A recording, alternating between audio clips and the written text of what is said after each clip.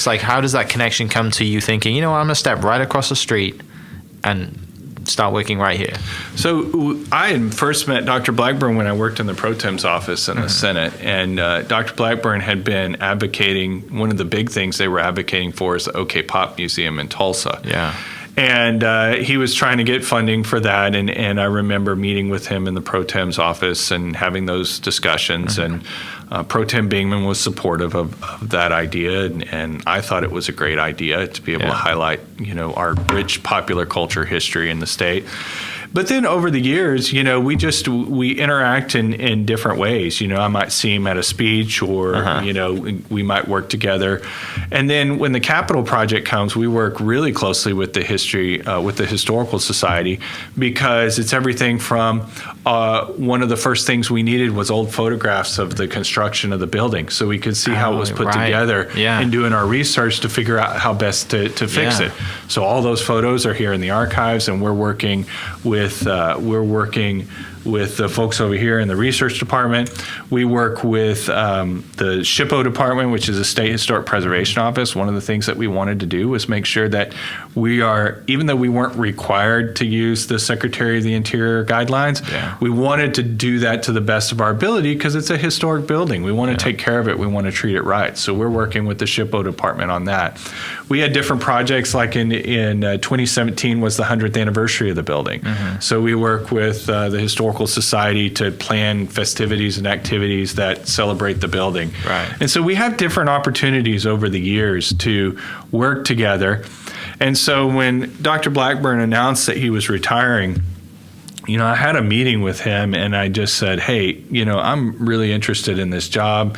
Of course, he knows by then, I'm passionate about history. In fact, one of the proudest moments of my life, I think, was a reporter had called over here to Dr. Blackburn's office and wanted to talk about the history of the Capitol. And Dr. Blackburn tells him, call Trait. He knows more about that than I do at this point. That's I'm just awesome. like, what? I'm like, no way. So I just feel immensely proud about that, because if there's a Mount Rushmore of Oklahoma historians, Dr. Blackburn is one of the front first and faces center. on. So I had done tons of research on the building, and even done,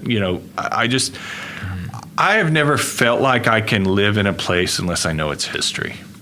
To me, it makes me feel connected to that place, even though my family didn't grow up here, even though, my lineage is not a direct part of it, of the history. I can say happily it is now. It is now, yeah. But I can't feel like I belong unless I know the history of a place. So I've always been really into Oklahoma history and learning the history, and it's a fascinating history. But I go and talk to Dr. Blackburn, and I say, listen, if I applied for this job, do you think I would have a shot at it? Because, I wanted to see if I would be taken seriously, or if it was, no, you need a little more experience in X, Y, or Z. I'm not an academically trained historian. I didn't know if that's what the board might be looking for. And he said, no. He said, I think you would be, really well considered for this. He said, your experience and running this massive project on the state capitol, your experience in state government with working in the Pro Tem's office, he said, I think you would have skills that they would find valuable. So, I put in my application and just kind of wait to see where things go, and ended up getting interviewed by a few of the board members. And next thing I know, last November, they're calling me into a board meeting to say, you're going to be the next director. And I really feel like the dog who caught the car at that point, because I'm just, I wasn't sure what to expect about this whole adventure. But I could not have found a better fit. I love the mission of this agency to collect, preserve, and share Oklahoma's history. I love the people that I get to work with. They're passionate about what they do. I mean, this weekend at Honey Springs Battlefield, people are giving up their weekends to be out there. We're doing a reenactment. staff that don't even work there are going out there to help out with that. It's just the kind of passion that you see from the people in this agency for what we do. And so I feel very, very fortunate to be a part of it. Yeah. What, I guess that transition period, right? And you mentioned before we started recording that you got to spend some time with Dr. Blackburn before he did, retire, and driving around and just, picking his brain and being, shadowing him really, right, for that amount of time. Yeah, I started January 1st of this year, and he didn't retire till the end of January. And it was great to have that month with him, because he just kind of moved into the office next door to here, and he was very respectful. If people came to him, he'd say, "Well, Trait's the leader now. You need to go talk to Trait." So he was very respectful of that. But we traveled all over the state because we have 26 museums and sites across the state. We have everything from historic homes to battlefields to forts to museums. I've got a working bison and cattle ranch in Pawnee.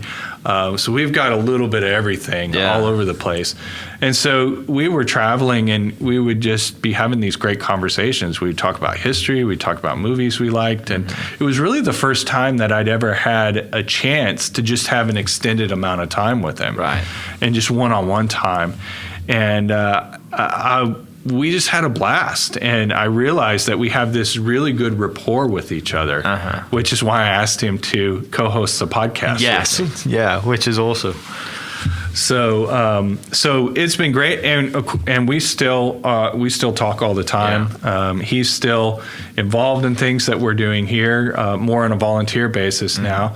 But he's got different projects that intersect with some of the things that we're doing here, and I'm really thrilled and thankful to have that relationship with him.